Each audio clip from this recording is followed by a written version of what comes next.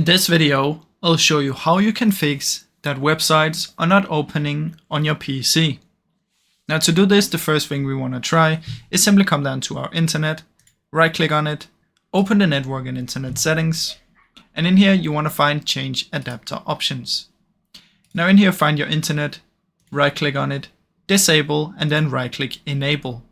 Now this will quickly just re-enable your internet and then it might work. If this still doesn't work, what you can do is come down here and search for CMD, open it up, type in ipconfig /flush DNS. Press enter and then it's gonna say successfully flush your DNS.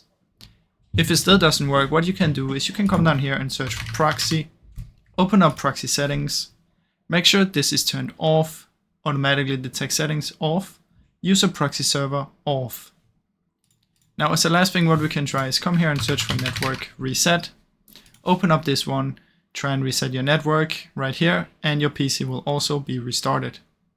Now if for some reason none of these work, what you can do is find your router in real life where your network is, and you can turn it off by taking out the power and then put it back in after like 10 seconds and see if that works. Now I really hope you enjoyed this video.